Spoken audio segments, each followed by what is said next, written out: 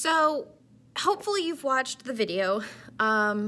It's very free. Found object sculpture is very cool because it doesn't have to, you can make a specific thing, but it doesn't have to be. It can be abstract. It can kind of be this thing that exists. It can be this little alien looking creature, like sky's the limit.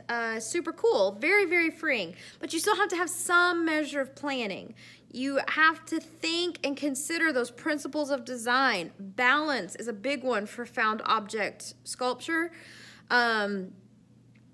Your balance big time.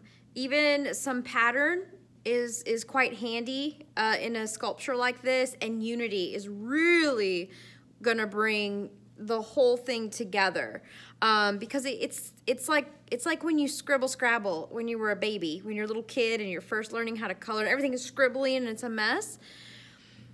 But then as you grow and as you learn to keep those marks in the same direction. You learn to color inside the line. It's the same kind of thing when you're applying these principles of design. Okay, so instead of just throwing a bunch of stuff together and it's a blob, it's an organized thing. You can have a blob. If that's what you want to make, you'll make some kind of alien looking blob. That's fine, but there needs to be organization to it.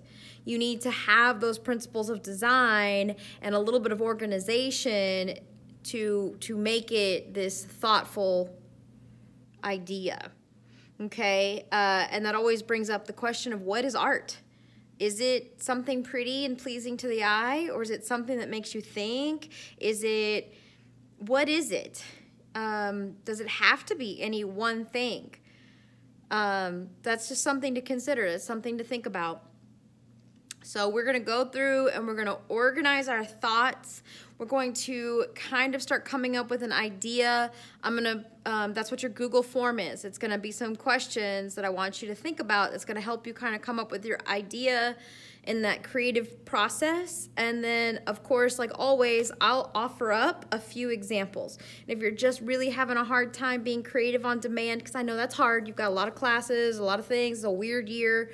And sometimes it's difficult to be creative on demand.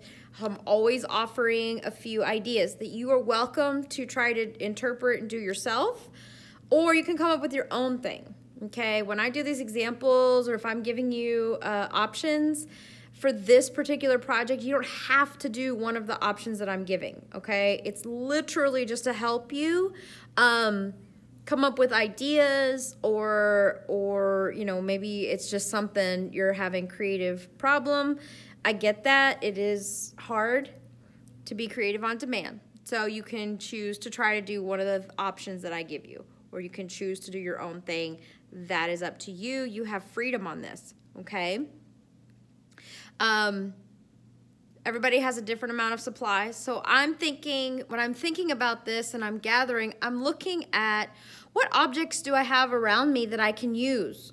Are there some cardboard boxes laying around that your mom isn't going to use or your dad isn't going to use that you could use and like tear up or cut up or use, okay?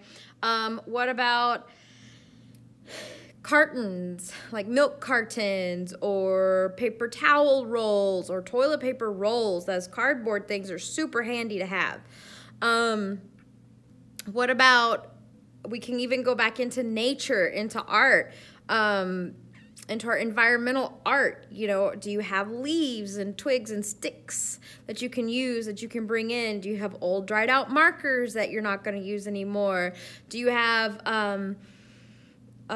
like tiny little bitty pieces of crayons that you're not going to use? I mean, anything, like things you got to think about it. You have to rethink about the objects around you. What do you have that's near you? Some people use food. I'm okay with food if it's like you're stacking them in a certain way and then taking a picture, but I don't like the idea of wasting food, because one of the cool things about found objects art is that it's environmentally sound, meaning instead of a piece of cardboard going to a landfill, you're actually making something out of it that can be seen and appreciated, and you're reusing those materials. When we start wasting food that's perfectly good to eat, starts to kind of be a little bit, defeats the purpose. So, but you can stack like stack different kinds of fruits and vegetables and create something that way, take a picture of it, and it's still good to eat, is completely, that's a whole other thing. Does that make, I hope that makes sense.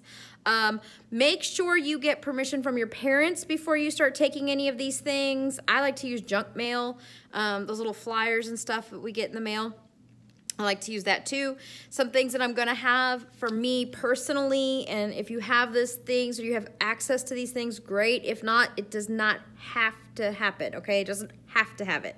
But I'm gonna have masking tape on hand and hot glue on hand for me personally. So if you can get those things, great. It's not required. You do not have to have it. There's so many different things and different ways to do this, okay? Sky's the limit. I'm very excited. I can't wait to see what you guys all come up with. Do the Google form in the next slide.